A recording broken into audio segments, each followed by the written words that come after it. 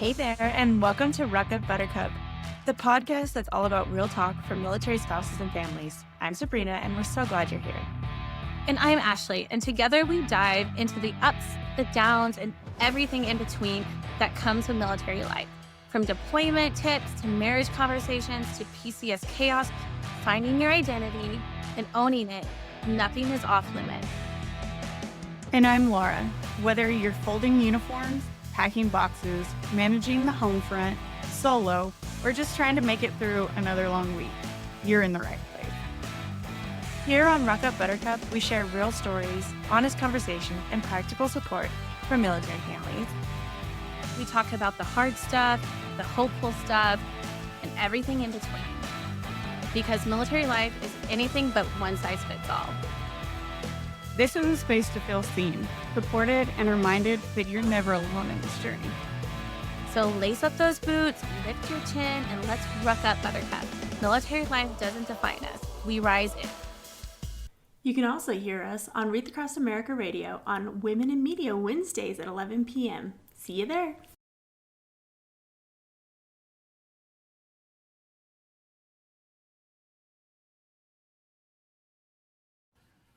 Hey everyone, welcome back to another episode of Ruck Up Buttercup. Today is one of our girl chats, but we have a special guest today, so it's not a girl chat today, it is a spouse chat. And we are going to be talking about a couple different topics today, specifically because I have two wonderful veterans with me today. I have Laura with me, you guys know her well. And then today we also have Grant, who is joining us. So welcome to the show, Grant. Thank you. I'm excited to be here. We can still call it a girl chat again. By being a military spouse, I hang out with the girly pops all the time. All right, we have a lot of lovely conversations, so I'm ready for it. I know. I stumbled upon Grant one day scrolling through TikTok, everybody, and I was like, oh, I'm loving that I'm seeing a male spouse come into the platform and is here to support and uplift military families, taking that, hey, this is an interesting position to be in, especially I feel like for both of you, because you both have been in that other side of the realm of being the active duty person. So my first question for both of you guys today is, what has been the biggest shock about becoming a spouse instead of a service member? Now, I know, Laura, yours has been a hot minute since you were active duty, but do you remember? Your story is so different. For those who have listened to our podcast for a while, Laura's kind of like, she's that tally mark on everything that you could possibly be in the military community. Veteran, Gold Star spouse, military spouse, now retired spouse. I think that's like your mission to just get all of this. No. But what was your initial thought when you became that military spouse? I think before I was a veteran, or like before I served, or after. Because you did it both ways though, right? So you were... I was a spouse first, and then Steven deployed, and then I went to OSIT while he was deployed. And then he passed away, and so I got out for my transitional period, and then I went back in. I was actually doing ROTC at Texas State and was about to graduate and go officer, and I was like, no, can't do it. Went back enlisted. And then all my heart problems happened. You did want to check all the boxes. I almost did. Just officer. But what was that? Okay, so let's talk about the transition of being active then spouse. I think that gives you guys a very different, maybe you can talk about before, during, and then after, because I don't know that life. I don't know what you guys went through as active duty service members. I can only speculate from the stories and where I've grown up as a military dependent. Like, we can tail it in on like deployment related. When you're deployed, you feel one way, but then now as a spouse, how do you feel that your service member is potentially going to deploy? Again, I feel like I think it makes it easier because like they can shoot us a text message and be like, hey, big green weenie at it again. Have a better understanding. And we understand like crap happens at the drop of a hat, and you're going to have to stay late, or timelines change, and you're just like, and you're not one of the spouses that complains about all of it because you're like, yeah, been there. That sucks. Yeah, that sucks for you. But how has that transition been for you? Yeah, no, I think that's probably the best way to put it, which is I'm just very grateful to have that baseline foundational level of understanding. And I think by being on active duty first, you realize that there's so much that is just dramatically out of your control that you get less emotionally attached to whatever outcome is going to happen. And I think for me, that was helpful, which is like when my wife was on deployment last year, scheduled for a 6-month deployment. And then extension 1 comes, 2 comes, and then extension 3 comes.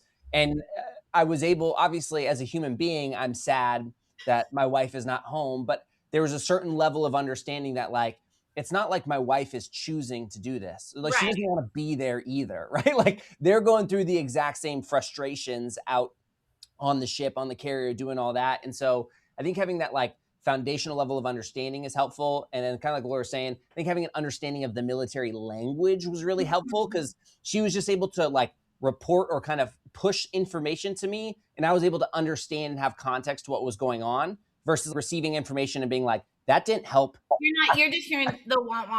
Like, I've seen so many videos about that lately. Like, anytime my service member is giving me like a rundown of what's going to happen, this is what I hear. And I can understand that. For someone who grew up military, I have a better understanding of like how the workings. I've also asked the questions like, okay, what does that mean? But there's still things where I've been a part of this community for so long and I'm like, what does that mean?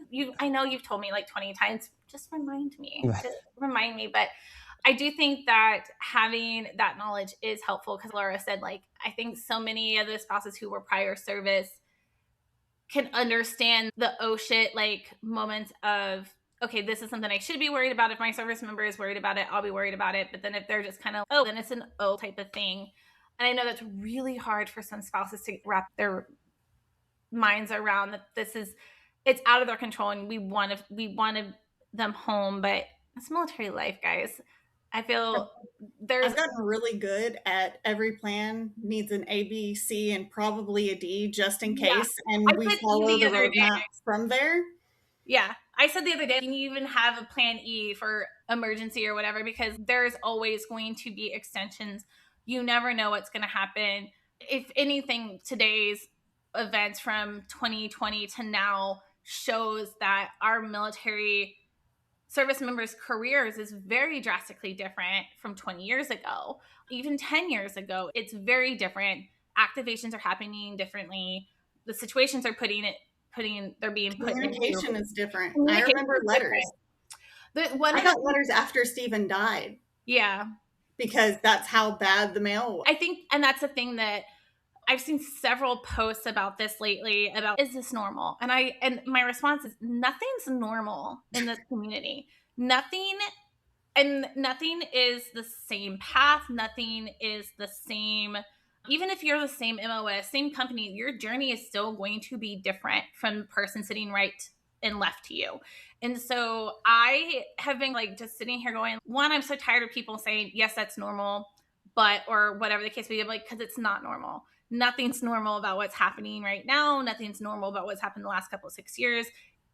There is going to be there. And I think you said this in a TikTok recently, Grant, where there's not one answer for each situation. There's not one thing, one right answer for this type of deployment or for this, because there's not. And I wish spouses knew that a little bit better or understood that. And I think as veterans, you guys have had that opportunity to know that. Like, you guys you've lived the lived experience of that, going through the trenches, like literally. But on the side of the spouse side, how has there been any difficulty in that transition of being the veteran to the spouse? Like, your wife was deployed last year. What was one of your like biggest struggles because of that? Like, that she was deployed and you were at home? Yeah, I think the biggest thing for me on that one is having no sense of control of being in the situation. Like, when you are on the ship or you are actively working, for me, like on the submarine,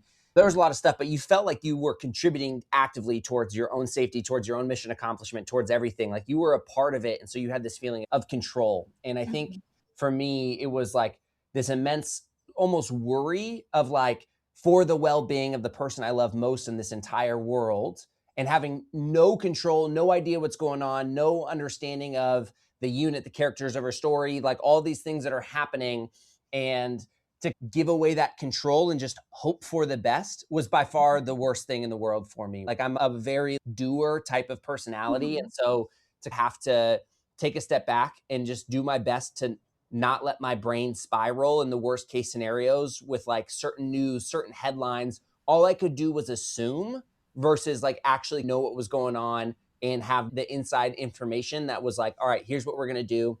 And I'm in control of making it happen. Right. And so that was the biggest shift for me, was just giving up all control and just hoping for the best, which was weird. And in my opinion, just like way worse. Don't like being on this side.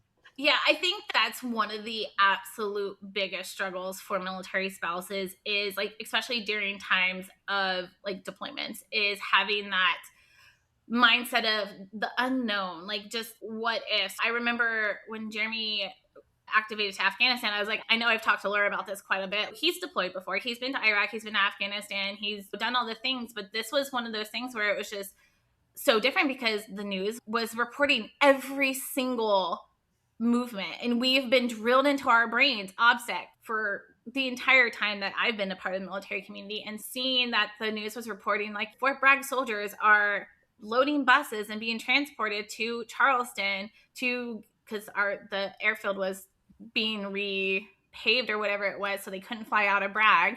And then they're flying in from Charleston. We'll take a landing in Kuwait, and then we'll finish their, like, they were reporting every single step, like how many troops were moving and everything like that. And as a spouse, I was just like, what is happening? Like, spiraling, like what's going to happen? Because we've been told not to do this because of fear of planes being shot out of the sky or anything like that. And so I think in today's time, when there is so much report and so much happening that is not normal, was normal, that wasn't something that happened prior to that incident, that you do have that spiral. You do go down that like worry train. So pretty much what you said was, didn't matter that you were an active duty service member and you've been through it before, you still had that same feeling as a spouse. So I think that anyone who's listening knows that you're going to have those worries. You're going to have those issues, whether you know what's happening or not, because your service member, your loved one, is in potential harm's way. And there is no amount of information I think you can get that's going to help that knowledge of, or that to help alleviate that like worry. Did you have anything to add to that, Laura? No, not for that. I lost my thought. I don't know. Listen, I think that military spouses, let's talk about that, because when you're a service member, correct me if I'm wrong, but you guys pretty much know like day in and day out, like what you're going to do. Morning, PT, then this is what I'm doing from this time to this time that I leave. This is my job. This is what I'm doing. I'm training. I'm getting ready to go for a deployment, whatever the case may be. But when you're at home, you're left with all these other tasks. Like when you're a spouse, you're left with all of these tasks that you potentially had help with. So I think that's a huge shift for service members. And you guys can be like, no, Ashley, you're completely wrong, because I'm speculating here, guys. You're left with running the household. If you have kids, you're doing all the things, which we typically, spouses are already doing, because we take on that primary parent role if we have kids, or primary person who's paying bills and grocery shopping and doing all the things. Was that a really big adjustment for you guys, or was that something that you guys dealt with, transitioning from one role to another? Were there conversations with your spouses, like when that transition happened, of taking on new responsibilities that may not have been on your plate, and how did you handle those? So I think the biggest thing is I went from having an income to waiting on the VA. And then after that, I am 100% now. So I don't have to stress as much about, a job or anything, because the kids are homeschooled, all that stuff, because of all their medical stuff. And you hear service members complaining because their spouse isn't working or all that. And it's like, you start thinking to yourself, I'm not working. But then I'm like, I have that paycheck that comes in. And people blindly assume that I'm not getting anything because I'm a stay-home spouse. Did that change your mindset though? Did you guys have that mindset of, oh, that's just a typical military spouse, like she's just staying home, she's not pulling her weight or anything like that? Did that mindset change when you became a spouse and were put into that role of, for instance, like Laura, you've been in Texas for a while, so moving and PCSing, I don't know, like having to find a new job every so often, and you can correct me wrong if that was I not. mean, it's hard. It sucks. Yeah. Like, even though my degree, both of my degrees are in two fields that are everywhere, because everywhere has lawyers, and then I was a nurse prior to the Army, so everywhere has nurses. Like, those are two of the easiest, I would say, you would think, easiest jobs to just pick up and move. It's not. Like, because I went from Georgia to Germany, couldn't work in Germany because of German laws. Like there's I tried to get hired by JAG, but that's usually the civilian jobs that are with JAG. Those people have been there for so long that unless this person dies, there's not an opening. And then when we moved to Texas, I was like, sweet, I'll get a paralegal job or, something with the courts or something. Every time I applied, they were like, oh, you're way overqualified. And I'm like, I applied, didn't I? The amount of times someone's told me that, and I'm like, I don't care. You're getting all of that for less money. Like, it's fine. Yeah. Yeah. Grant, what do you do? So how long have you been out of service? Let's start with that. Yeah, so I got out on January 1st, 2023. So it's been about 3 years now, which was cool. And I was able to take advantage of the Skill Bridge program. So I basically kind of started my transition out like summer of 2022. So it's really been about 4 years now. It's really been about 4 years. And again, I would say where maybe I was lucky is I decided to go the self-employed route, which again, it comes with it's a trade-off, its own challenges and difficulties. But what's been interesting is since I've been married now. So again, when I got out of the service, my now wife and I, we didn't really even know. So you got married after you got out. Okay. So you weren't married and then she stayed in. Okay, cool. Correct. Okay. So I was building my life, assuming I was going to be in Austin for the long term. My parents lived just outside Austin. My siblings were in Austin. I was like, all right, I'm getting out of the Navy. And for the first time in my life, I'm going to have stability and I'm going to be able to live in a place and build my life around a certain location and around my tribe that's in the Austin, Texas area. And I knew that I wanted to get into real estate. Like, it was something that was always interesting to me. I felt like it matched my personality and I liked the entrepreneurial, self-employed type world. And so I decided to get into real estate. I was selling real estate in Austin for a couple years. And that's when, again, my wife and I was out in San Diego visiting a couple of friends, Navy guy, like all of our peers are in San Diego. And so I was visiting San Diego while I was getting out of the Navy. And I ran into my wife and we had gone to the same college. And so we had a bunch of mutual friends and it's a classic old school tale of millennials sliding in the DMs. I had seen her post a story that she was in San Diego. And I was like, oh my gosh, I always thought she was cute, but we had never really talked. And so I literally slid in her DMs, sent her a message, replied to the story and was just like, I'm in San Diego for a day.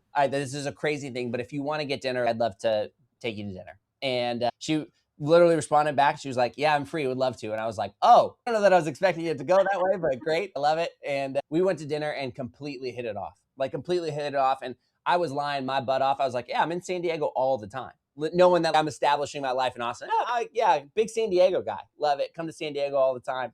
And then I was like, all right, what do I do now? I got to figure out a way to get back to San Diego. And literally I found a real estate conference 2 weekends later, went back to San Diego. We spent the entire weekend together and I was like, oh my gosh, I'm so into this girl. There ain't no way I'm getting around this one. And so we did long distance for a year and a half, 2 years. And that's a tough transition period too, where I'm like, I can't necessarily build my life around the fact that we're going to get married, but I hope we do. And I'm trying to figure out what this situation is. And so I continued to build my life and business in Austin, but we got married at the end of 2024. But again, at least in real estate, I'm just able to transfer my license and start again in California. And that's how it all played out. But for me, that transition to the other side was difficult. But back to, I think maybe the original question was it's difficult when you are so used to your life at home with your spouse in the routine that the two of you have together, and then your spouse leaves and you're left to fill the void of you're still in your exact same environment, but without the person you love most. It's like going on deployment. I always said being on deployment was the easiest part of being in the military. It was the training and the workups and all the other stuff that was super difficult. When you got out on deployment, it was like you just had to do your job, and that was it. It was actually like you were just so in the environment, so in your routine, so in everything that it just like it was monotonous at times, boring, frustrating at times, but it was easy. And so you've entered this world now where the person at home is left to fill the void. You're still in your normal world, but without the person who you share everything with. And your spouse is just in the world where they're used to you not being there. Like they're in their professional work world, and navigating that was always really difficult. But as a self-employed person, I just had more time to just work, which was cool too. Obviously, I'd prefer not, but it gave me an opportunity just to bury myself in work and just have the time pass by. Yeah, I think that like what you just said was really important to notate is that's something that my husband has explained. He's like, when I'm deployed, like that's just the zone I'm in. Like I'm not even thinking like they may be cleaning up after themselves a little bit, but they're not having, my husband would say otherwise, not cleaning up after kids, but they're only responsible for themselves. So like they're in that zone and they're in that mindset of this is all I have to do. So I think even like that transition, that reintegration of coming home to is such a task. And I think that's why so many families struggle during that time frame as well, is because you have your spouse, your spouse that's at home is just excited that you're home, but then like they're not just excited that you're home and safe. They're excited that you're home because you can help and they want you to kind of get back in. But I think that when you don't have that communication and that open dialogue of, okay, hey, like I know that you were in this time frame and you were deployed and it was a high stress situation, or it was not a high stress situation. I think that's a lot of spouses nowadays is like, you've been sitting by a pool the entire time. And I can understand like the resentment and stuff that comes along with that, but it's still time away from family. And they're still in that mindset of this is what I have to do day in, day out. I still have to do these tasks. And so it's so important. We talk about this all the time on the podcast and over at Deployed Lab, that communication is really key.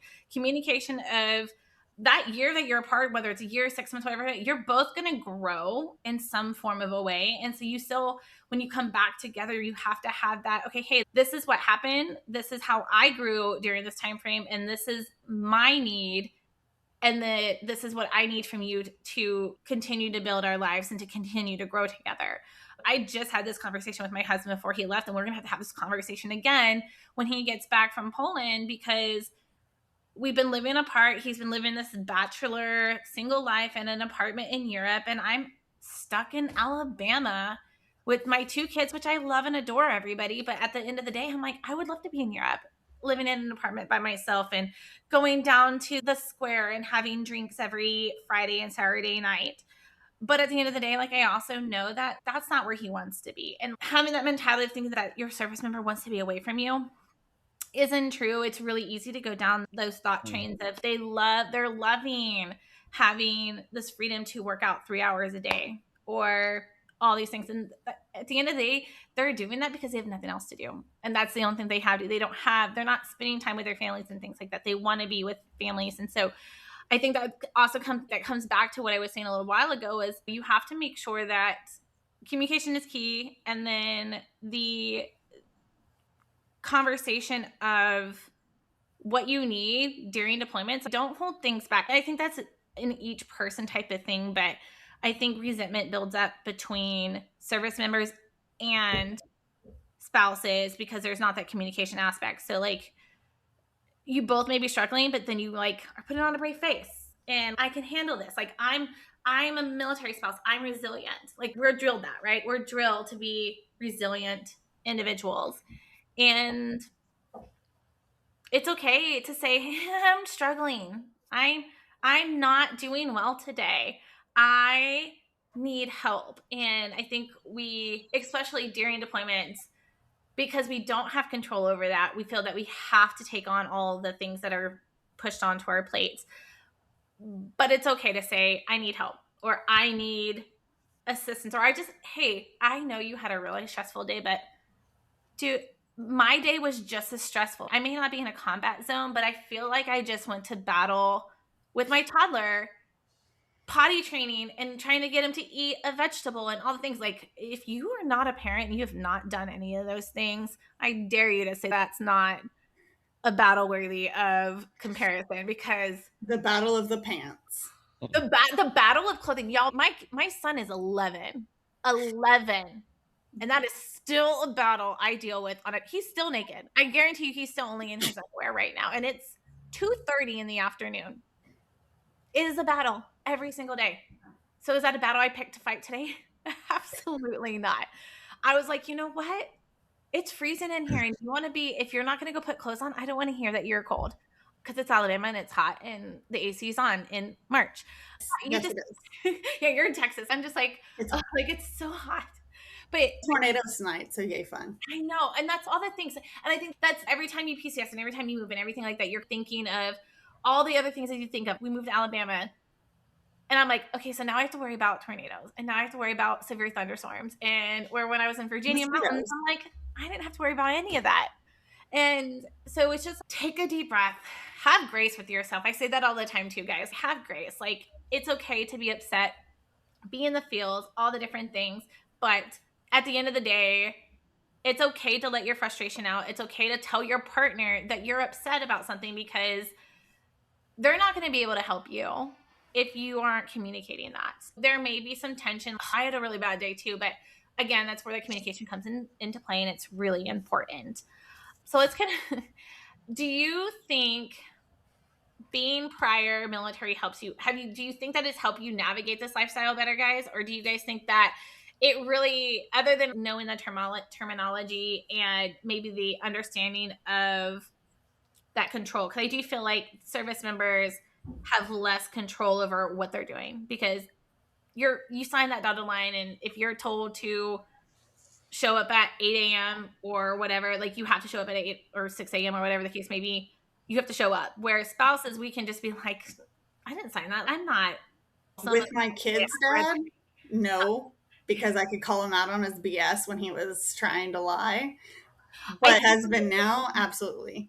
I think that's super interesting that you said that, because my sister, love her to death. My twin sister, she married a service member as well. They're divorced now, and she grew up military too. So my thought process was like, how do you not know what he's telling you is a straight up lie? There's no way that what he's telling you is factual. Like, you should know this. Did you just block everything out of what you've learned about this lifestyle? Eventually she came around her ways, and she realized that he was indeed lying and things like that. But the amount of spouses that you see daily, and I think, are you in all the spouse pages, Grant? Have you ventured into the hilariousness? Yes, I do get a good giggle out of going through a lot of the spouse pages and all the stuff that's happening. Okay, so let's talk about that really quick, because both of you being like, when you first entered the spouse chat world of Facebook groups or wherever the case may be, what was your initial thought of military spouses? Never go full dependa. Dependopotamus? I'm a vet penda, thank you. I'll tell you what, though, the free healthcare, though, I get it. I understand. Having been self-employed on the outside world as a civilian for a little bit, I was like, man, I got to pay for health insurance and the healthcare is still bad? Like, that was my thing. I was like, if I'm going to pay, I better at least be good. And then it wasn't. I was like, I'm paying all this just to still get bad healthcare? This is crazy. So I get that sometimes you got to go full out to try and take care of yourself. I don't even understand why people care about that. Who cares that this person married this person? I do think that you should care that if this person's causing drama on our sleeping around, things like that. But at the end of the day, everyone has to do what's best for their family unit or them. Or if you're married, your best friend, yeah, I guess it's against the law if you actually really aren't married and whatever the case may be. But who cares if someone is just like, hey, we got married. Like, we probably shouldn't have got married, but we got pregnant and we got married. So healthcare and all that kind of stuff. It's not like it's the 70s and 60s where if you get married, you're stuck being married. Like, people don't see that the same way, I feel like, nowadays. I view it that way. I view that I made this commitment with my spouse. We're going to do everything possible to stay together for however, like, how we can. But I don't know why spouses are so like ingrained into everyone else's business. And I'm sure I will say though, like when I got out and I got my veterans benefits and all that, because I'm broke as hell. Thanks, Army. But so one of my, I guess, perks, not really perk, but one thing I get is a disabled veteran license plate. And Texas has a women's veterans license plate. And I specifically was like, man, I don't want to do that. But then I was like, actually, maybe I do, because the amount of times when I had just a regular DV plate that I got yelled at by some grumpy old man at Home Depot, why are you parking here? You can't use your husband's benefit. No, my friend, I'm the veteran. You can shut up. So I did switch it to that, but then the amount of people that are shocked when they see those, and I'm like, yeah, I know we're like the 1% of the 1%, but like we exist. Yeah. And I think that like it all comes down to everyone just stays in their lane. And if you don't have anything nice, you don't have something nice or if something positive or something uplifting to say, why are we being so negative? Because I think that's one of my biggest things. That's why I asked the question, was because there's a service member who joined a bunch of Facebook groups. And I think we talked about this on another podcast recently, where his whole stint is, oh, I know which one you're talking about. Like talking about how the dumb things that his service members came to him to say. I think he's like a first sergeant or something. And I was just tickled pink because I was like, yeah, I can definitely see a lot of these dumb kids coming in and saying something dumb like this. But then he was encouraged to join spouse groups because he's like, every spouse is like, you know nothing. You have no knowledge of what drama is or the crazy things that people will say in the community. And he joined and he was like, shell shock. He's, what rabbit hole have I stumbled down? And that now he like will go in and be like, what I found today. And it is crazy, the stories that we have on military spouse pages. So it's really disheartening that a lot of our new spouses who are coming in, that's the first thing that they're seeing. They join, okay, my service member is going to be stationed at Fort Bragg, and they join the Fort Bragg page and all they see is negative. And they're sprinkled in like positive, they're sprinkled in resources, things like that. And has your guys' experience as military spouses so far been positive or negative?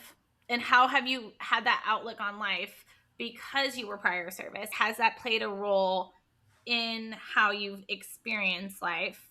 So like for me, I grew up military, so I had I knew what I was signing up for mentality. Like, but even though I grew up military, I definitely did not know what I was signing up for, because again, every journey is different, everybody, and it does not matter if you know exactly what you're signing up for, because it's going to be like, Army's going to be like, hey, no, here's that curveball that we're going to throw at you. You were not expecting that. Again, there is no normal.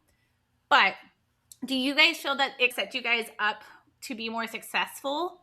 I think we touched this a little bit, but having that knowledge of being a service member, do you take this kind of like a 4-part question? You can go wherever you want to go with this. Do you think that role that you experience on both sides, do you think that it's made the role as a spouse easier or harder? And do you feel that you still approach everything military related life, so appointments, anything coming into that world, as a service member or as a spouse, like viewpoint? Service member. I have to be early. Oh, I forgot something. I'm missing something. Don't walk on the grass. All that stuff still. But sometimes I just walk on the grass because it's funny to piss people off. But no, yeah, the whole time management thing stuck with me. And God, it drives me crazy when people are late. Scheduled this appointment. Why are you not here? Yeah, I think that was to me as a kid. Yeah, it drives me crazy. For me, I think it's made it, it's a dependent answer, like it depends answer, which is very military, honestly, which is sometimes I think it makes it easier, sometimes I think it makes it harder. And what's funny is that it generally revolves around the same idea, which is I think at times it makes it easier for me to be empathetic to my wife's experience, And then other times it makes it harder for me to be empathetic. There's some times where my wife will like say some stuff to me and I'm like, yeah, and I did it too. So get over it. But then there are other times where I'm like, no, like I feel like that sucks. And I think there's a certain understanding of, like, I always joke and I say this to my wife a lot. She'll say something and she'll try and explain it. I'm like, what's understood does not need to be explained. You are all good. I get it. I get it. Like, don't worry about it. And so I think at certain points, having been a service member makes being a spouse easier. And then there are other times, again, where, again, you were talking about the line. For me, it's a little bit less about the line and more of complaining about something stupid. And I was like, stop complaining. Like, we're done. We've all been there. Like, we've all been there as part of the experience. Like, I actually have minimal empathy for this exact situation. We just got to move on. And so I think there's been a funny like dichotomy in that world of like certain things that make it very easy to be empathetic and other things that make it less to be. But I don't think inherently being a spouse or being prior service made being a spouse any easier. I still have to deal with the exact same things that make being a spouse difficult, right? I had to uproot my career. I had to restart my career here. I had to do things differently. I had to change everything that I was building independently at the sake, knowing that my wife's career is going to drive our life from here on forward. It's going to drive our location. It's going to drive everything. She is the primary. I make the adjustments, right? That has been the new reality of our world. And I don't think having been prior service makes that necessarily any easier. Like that is hard in itself. Yeah. And being dual military makes it even harder because I did that. And yeah, they have the, whatever they call it now. It was the joint married couples program or whatever it was, program. Where I luckily had the MOS that could be anywhere. He didn't because he was aviation and I was an MP. So of course MPs are at every base. So my wants didn't matter in the Army. It was wherever he went, they would move me because my job could be moved. And so it's like, that adds a whole nother layer if you're both. Yeah, I think that's curious that you guys brought that up because especially being like, did that give a better understanding of the frustrations and the trials and everything that the military spouses have to go through because of that? Because a lot of people are just like, oh, I feel like people are so down on those stay-at-home moms or those stay-at-home spouses because you get to a point where you're just like, why do I even try? Like, why do I try to have a career? Why do I try to, because it's not saying you can't. Like, there's so many spouses who are able to continue their career in different locations, but it is a lot of work. And when you get towards certain parts of the career where you're moving more often, like from my growing up, I moved every single year, you guys. Like from high school, I went to a different high school every single year. Middle school, we moved a couple times. Like we moved quite a lot. Like I now understand why my mom worked in the restaurant business or the real estate business, because that was something that was an easy job to get no matter where we went.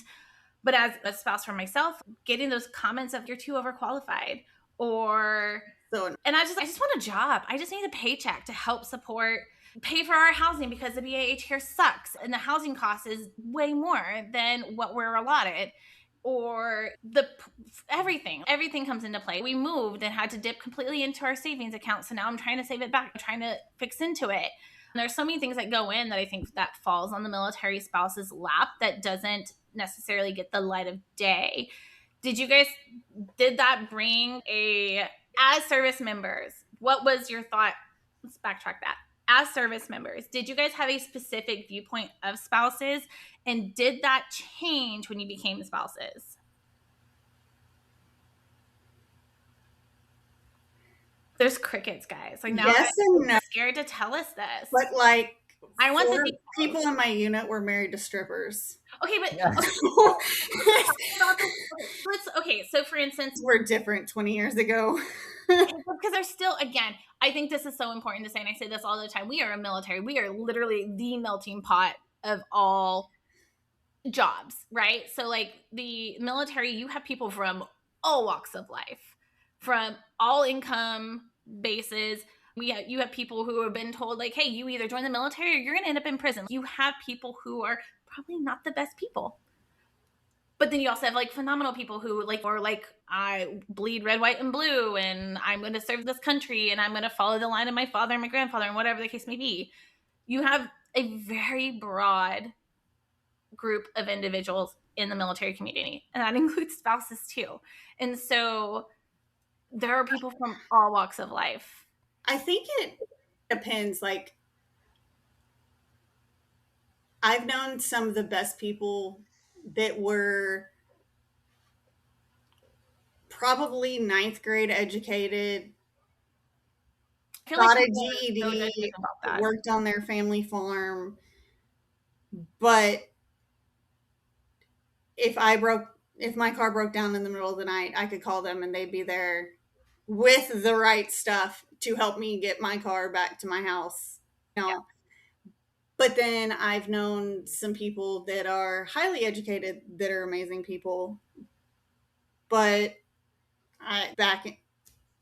vice versa, of some of the worst people could have come from some of the best families or whatever, all that. And yeah, you see everything. I have friends that were former Jehovah's Witnesses that they joined the military so that they could get away from that and didn't have to be that. I have friends that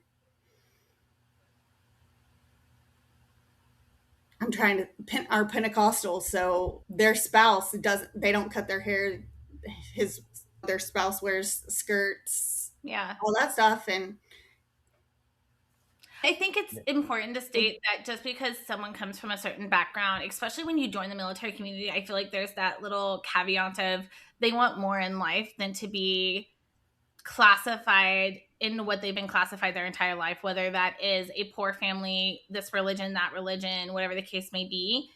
And I think growing up military, that has given me a very different perspective than someone who may grew up in the same town their entire life, is that I grew up with we're all just people. We're all just trying to make it day by day. Learning in school, it was like learning and doing our very best and making our parents proud. Where I think like service members are the same, no matter what they're doing, they're there for a purpose, whether that is this was their only option because they came from a background or they come from a family that couldn't afford school and they didn't get good grades in school, so they didn't qualify for scholarships, or they are highly educated and they want to serve their country for whatever reasons, but they may not be the brightest. Some of the most educated people I know are like not very street smart. And so you were like, why would you make that choice? And so I think that having the mindset of everyone's here for a reason and all that kind of stuff, but then for a purpose.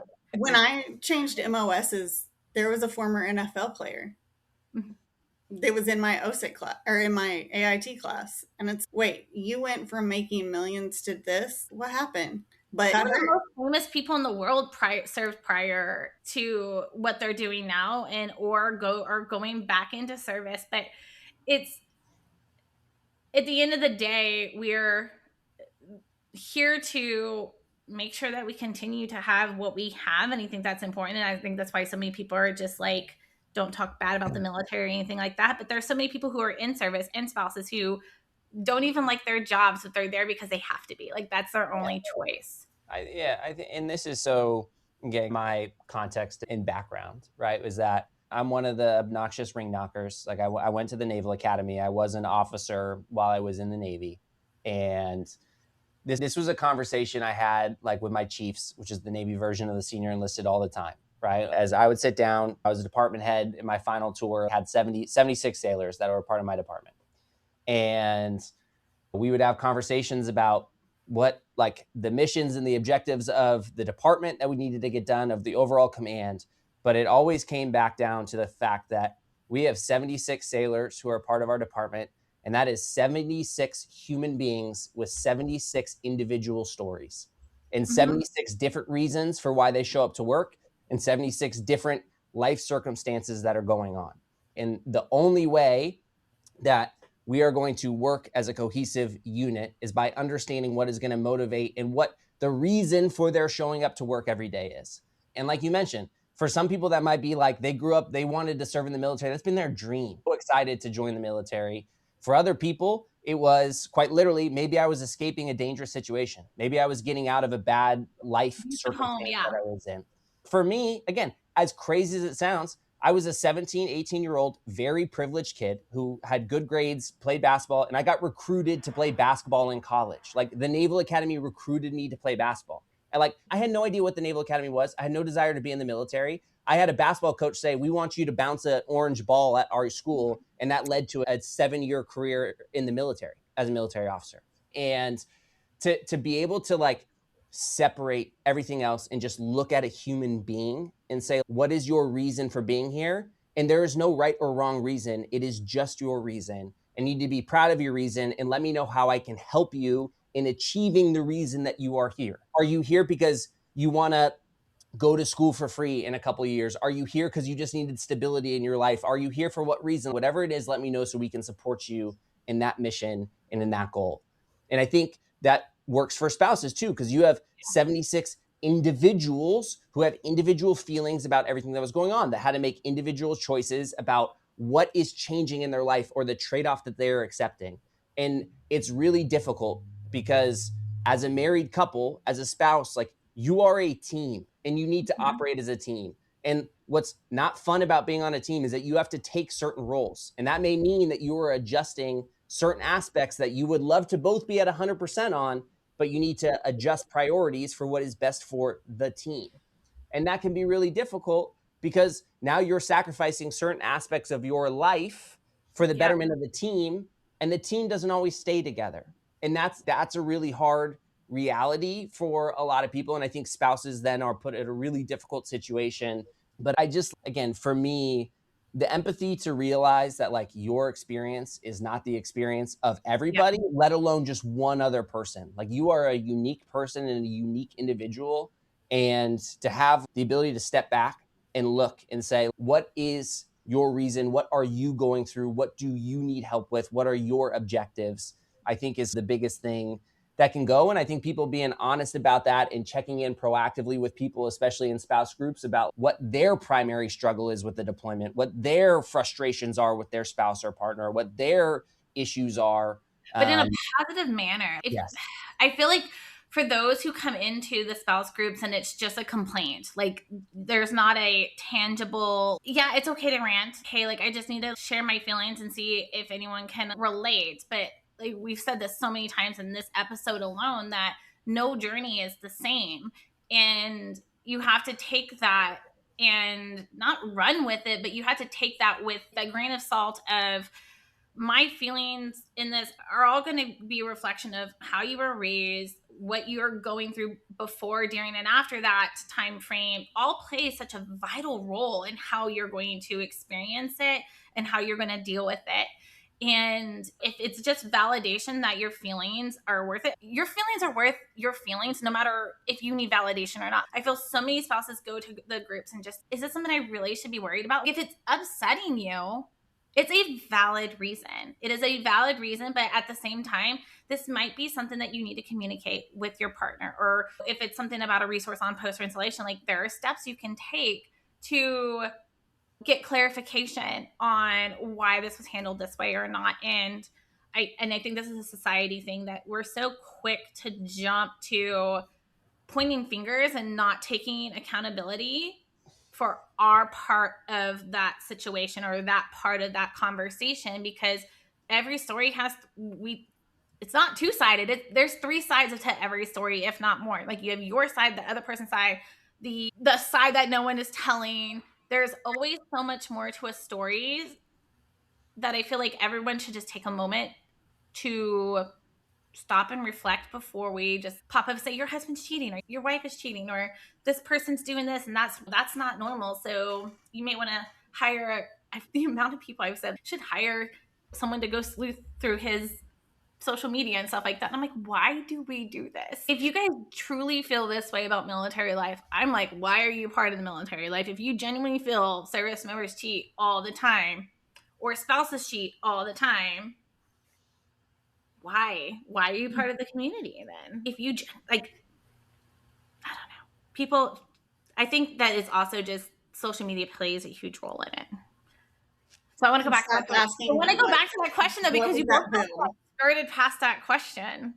So did you guys, what was your impression of military spouses? Not our stripper ones, because we do know that's the case. But what was your impression of military spouses? Were they like that typical like dependent? They're there just for free insurance, housing, whatever the case may be? Did you have a different viewpoint? And did that change when you became a spouse? Because you both did cricket. So I'm curious if you're just scared to answer this or you don't have an answer.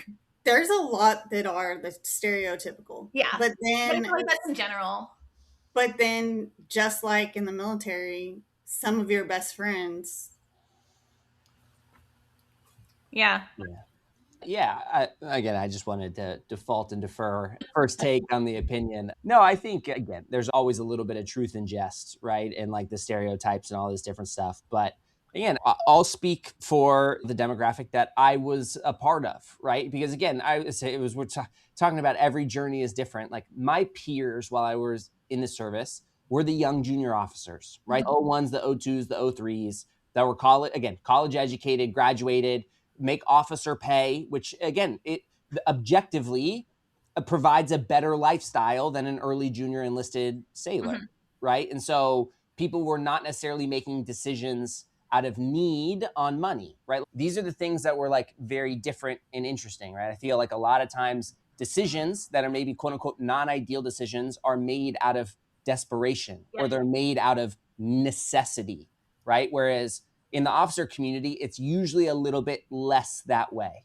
And my perspective of spouses usually were that they were, again, the thing that I saw the most particularly was that they were usually also married to other college graduates who were starting their career. And the primary frustration and decisive point, again, between the individuals that were part of my peer group were spouses that were having to adjust and give up their career and deal with all the career stuff that we've talked about, because they thought, again, they've been going to college, they've been doing their things. They thought they were going to start their individual career and are now getting hit straight in the face with the realities of being a military spouse. And it's, actually, your first school is in Virginia Beach, but then your next school is in Pensacola. Then you're actually reporting to Maryland, right? Like you're having 3 moves over the course of a year and a half. And like, how is a recent college graduate, are you supposed to start your professional life as all that's going through? And so that was my initial thing. And since being a spouse, and again, my wife is also an officer. She's a helicopter pilot.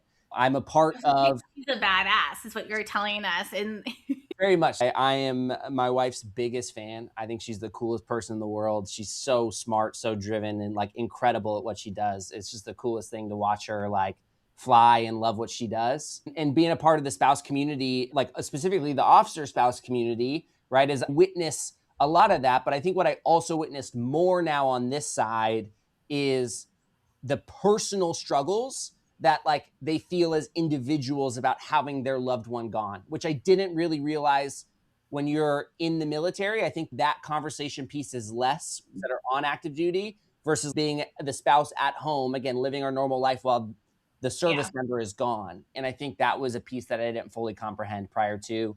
I'm just amazed by military spouses. I didn't appreciate it as much while I was in the service. I thought it was very cool, the sacrifices that they made. Now being on this side, I fully comprehend and realize everything that spouses do for the betterment and sake of the team.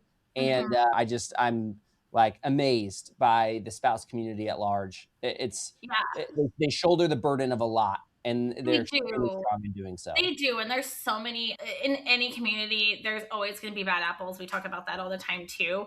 I think our community, we typically can see it more often because we do have so many spouses who have nothing better to do with their time than to be on social media and to flame the flames. So I think that's why we see it more. But I don't think that our issues that we have are any different from police wives or firefighters or anything like that. I think that because we move so often and people flock to social media for community, that we see it more prevalent and it's a paper trail. So now we can like all these people are having this issue.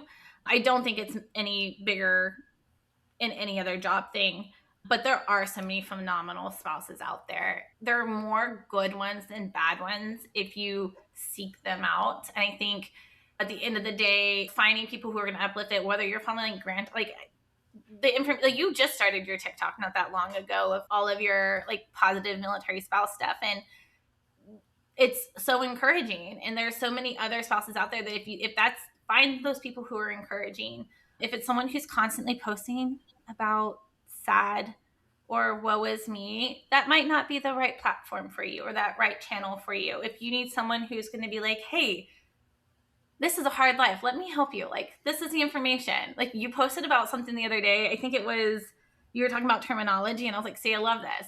Like, the amount of people who don't know what certain words mean or X, Y, and Z, or don't even know their spouse's MOS or anything like that. It blows my mind. But I'm like, oh, Ashley, not everyone's you and has to know all the information and all that kind of stuff. And so just finding the right avenue is important. And I think having that mindset of every journey is different. I loved how you notated the officer and the non-enlisted side is very different. It is very different. You're right. A lot of our non-commissioned officers, our NCOs, are who joined because they had to.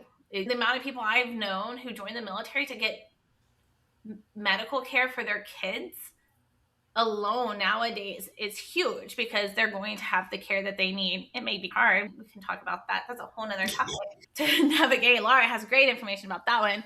But I think that having a community is important if you're a military spouse. And I think, and I hope you guys can agree, even if you guys were veterans beforehand, coming into that military spouse side of it, that having that community to lean on, especially during times of separation and deployments where you have that worry.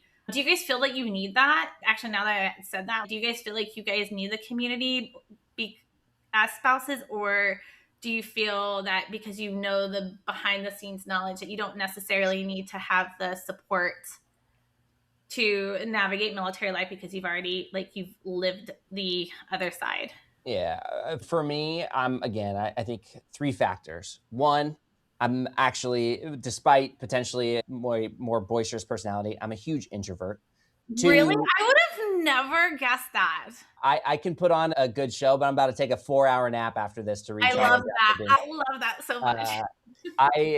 I'm a huge introvert. Again, I have a little bit of the background knowledge. And 3, I don't have kids yet. Yeah. So for me, it's a very different world where I feel like I could go through this individually, like with, again, no issues is a strong phrase, but like in a much less difficult type situation. I think for me, again, like what's been really great and why I started the TikTok channel was like realizing and being able to be on this side without having probably the least difficult experience of any single military spouse. I'm like on the low end there, which is great, is witnessing and realizing that there are a lot of people who this is significantly more difficult for a numerous amount of factors. Mm-hmm. And I was like, how can I try and use my experience, my unique situation to maybe make it just a tiny bit better for any number of people? And so again, like for me, it was like taking the experience I do have as a service member and help explain some of the unique intricacies. And sometimes it's less about terms and more about ideas, about context, about understanding, about perspective, to hopefully make the empathy for your spouse more palatable. And because at the end of the day, like we're saying, it requires a team effort. It requires both parties to understand that the other side is going through a really difficult time individually and collectively. And so, yeah, for me, that's kind of it. And I hope that the channel gives that to people. I'm already discovering I'm not necessarily a professional content creator. That's like way more work than I ever thought it was going to be. Like, this is ridiculously hard. And like, you have family stuff going on, family health things. And I'm like, I don't have time to post. So I will be continuing. It's been like a week or 2 without putting anything out there. So I apologize. But the same thing for me. I was like, it's been like a week and a half. And I don't know how old you are, but I'm definitely in the millennial, older, almost 40. So I'm also navigating, like, how do I even do this? Like, how do you create the videos? And is it the right audio? Is it the right content? Is it all the different things? And taking that, why not? Just if you feel there's a need for it, and if you're doing it for yourself, so I think if you're going in with the mindset of, if I help one person, or if this is helping me help someone, like that mentality of, you may be like, no one may ever see this video. Someone may, and just that thought alone says, this is something that I can do to help navigate this life, then the why not is so important, guys. It can be terrifying to try new things. It could be terrifying to reach out to someone for help. But if that's what you need, please do so, because there's no reason why you should navigate this life, whether you are a single spouse, a spouse with kids, young kids already out of the school or the house. It doesn't matter what journey you are on. If you need support, there's support there for you. And we hope that you guys are reaching out and accepting that support and those resources, because they were all designed with that same mindset of, I saw this and I know that this is needed, enough to where more than one person has said that they needed this. And so take that opportunity to utilize those, and just know that you're not alone. Your journey may seem really crazy or really easy.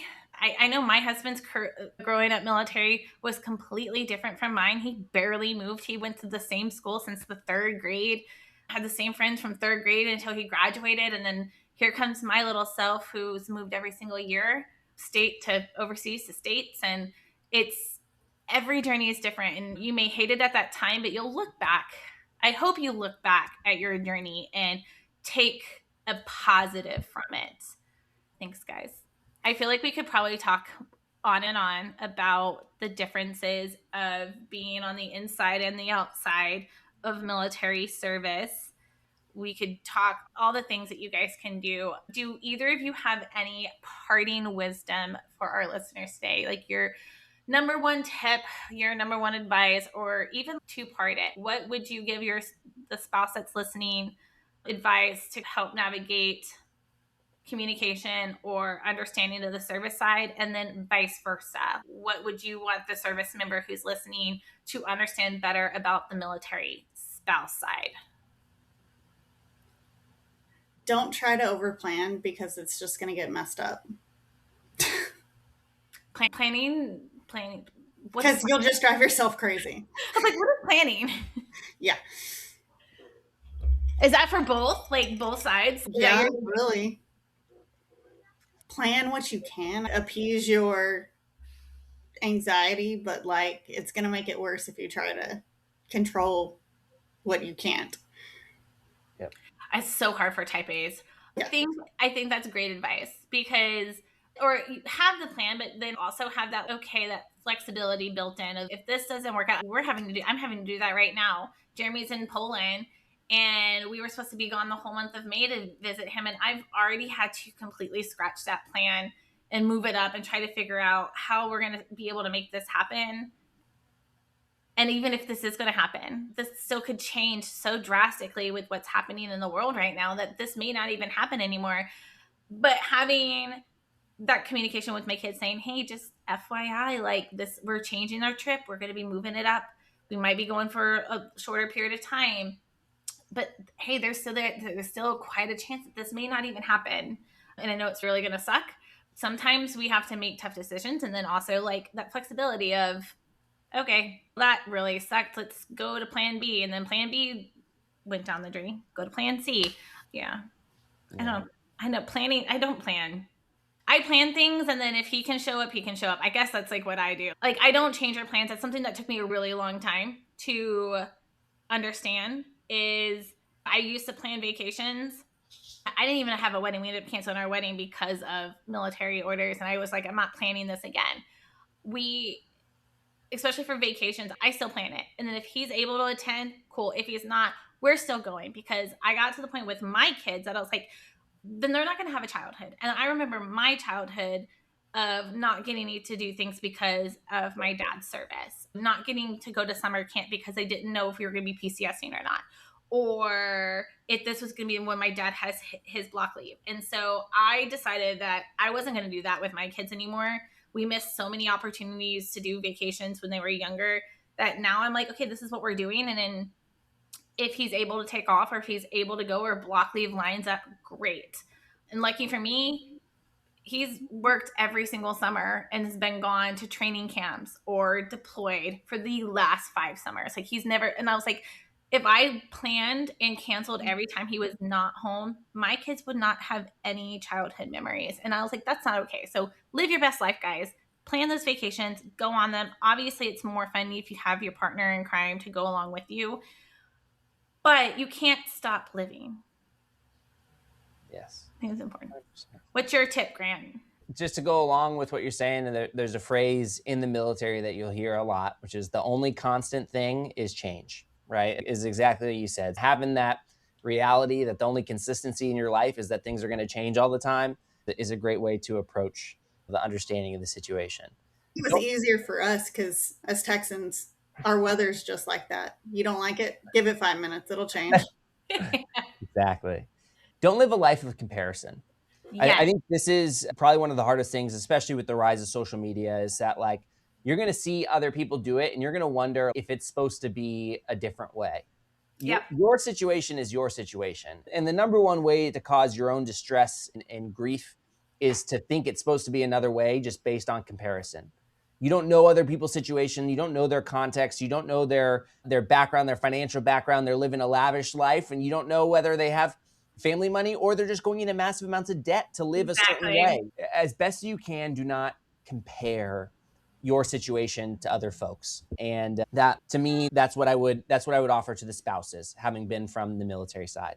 For the military folks, like from the spouse side, is when you come home, the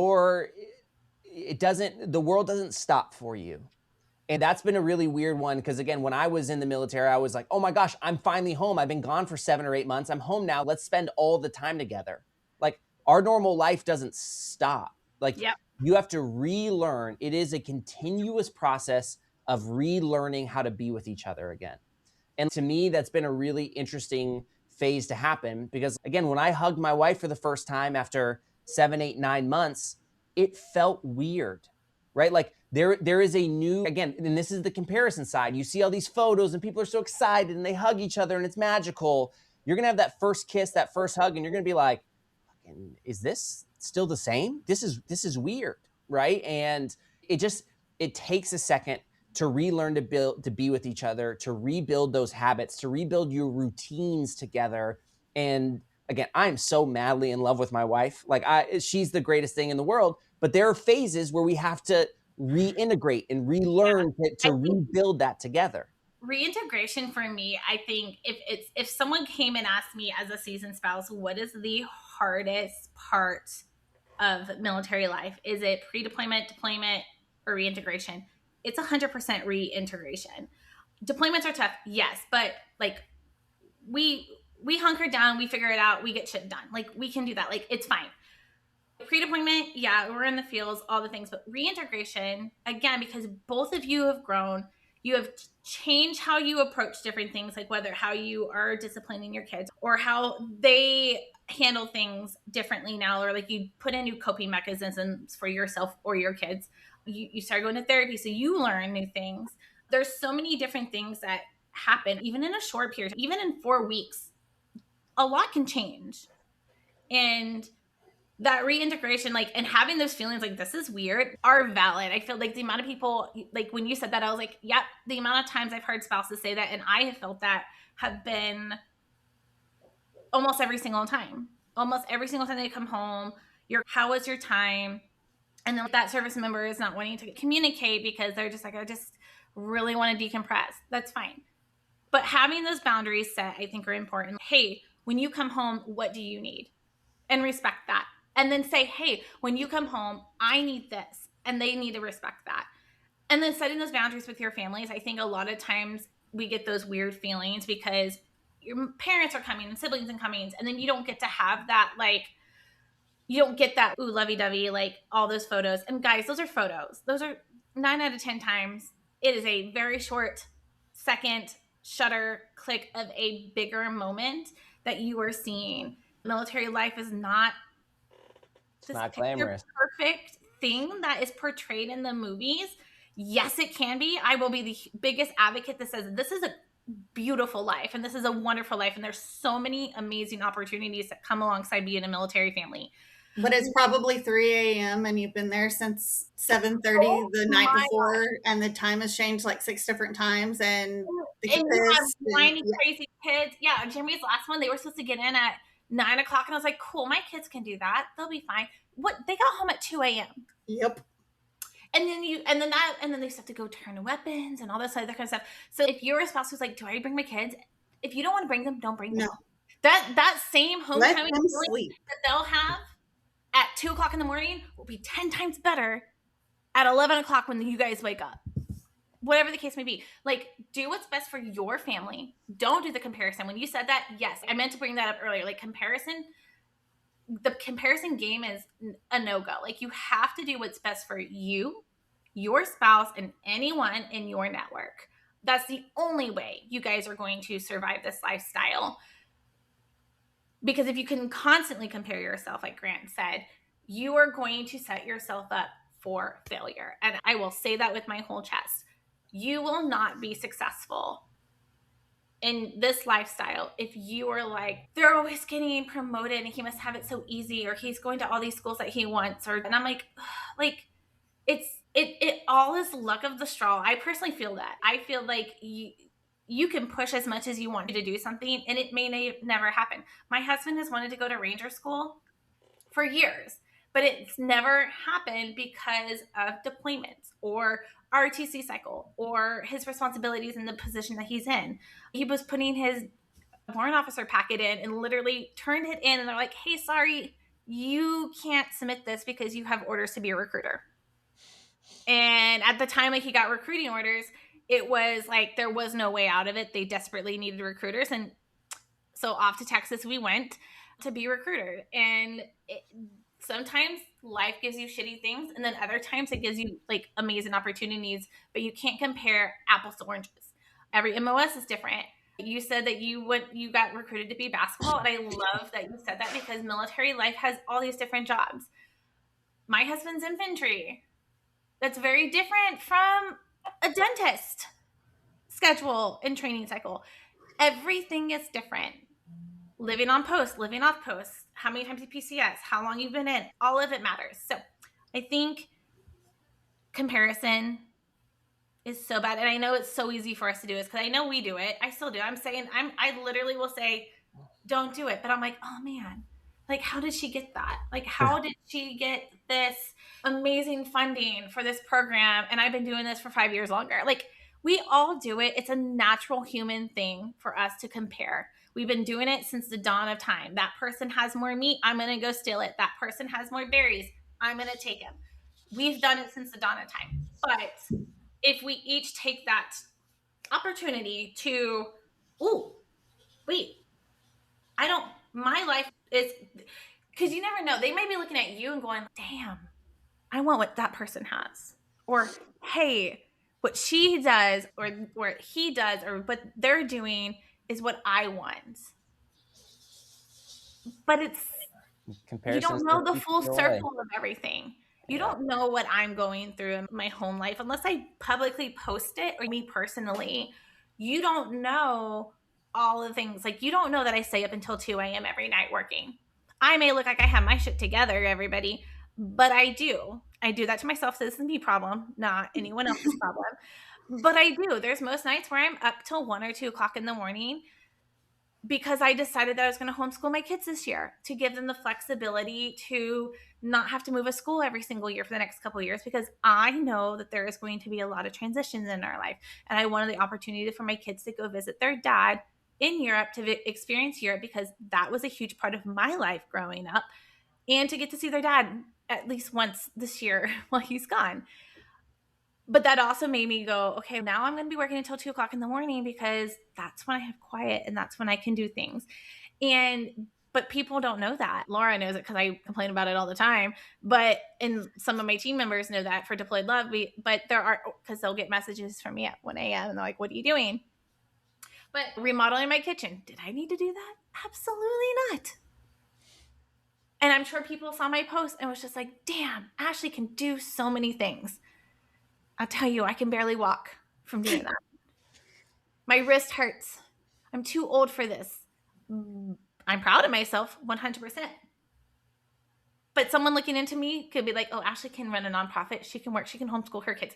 She can renovate a kitchen. I can do that too. You might not be able to, and that's okay, because that was too much. Don't do what I do. Don't be me. Don't be me. Mine's not fully done. Don't do me.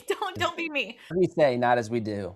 Very Exactly. So if you guys have questions, if you want to know more information about transitioning from one side to the other, I'm sure Laura and Grant will be more than happy to answer those. You can find Grant over on TikTok. I don't know, whatever platforms. We'll put them in our show notes. I'll have him send it over to us.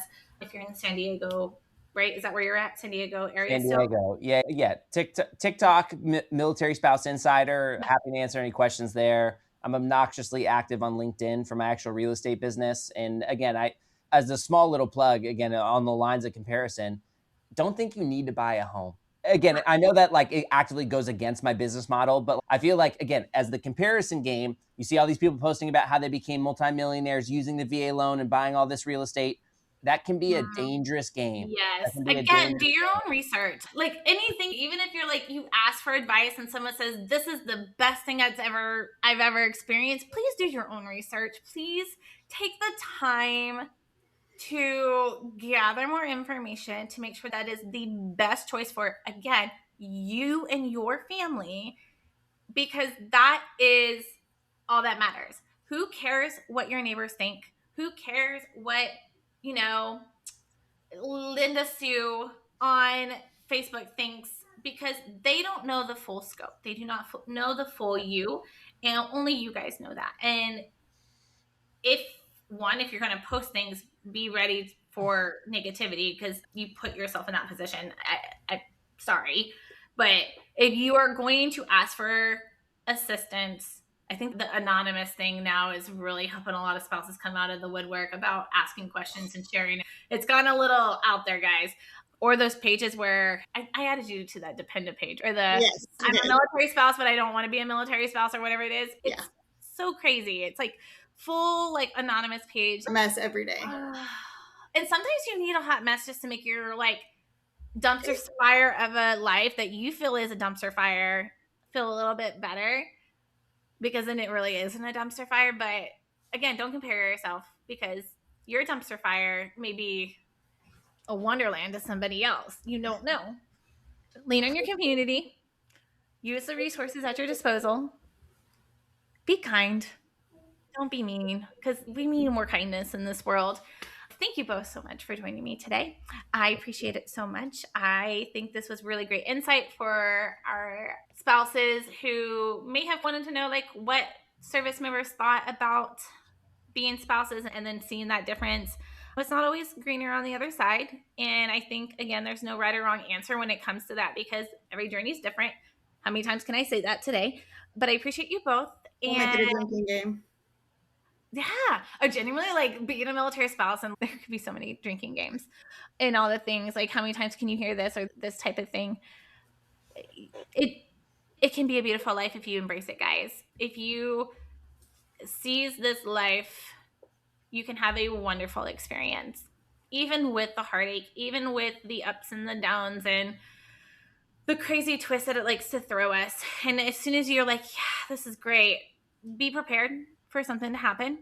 But if you have that mindset of always having those resources tucked in your back pocket for a rainy day, or individuals that are in your network like Laura, Grant, or myself, where you're like, hey, this happened, you got advice.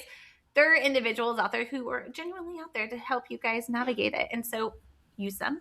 And literally our name, we buck up, everybody, ruck it up, put on that pack, even if it's heavy or light, and get shit done. It happens. So have a great day. Keep a lookout for our upcoming episodes. We have some amazing, more great resources and guests coming up this season. And we'll talk to you guys soon. All right. Bye, everybody. My finger hurts so bad.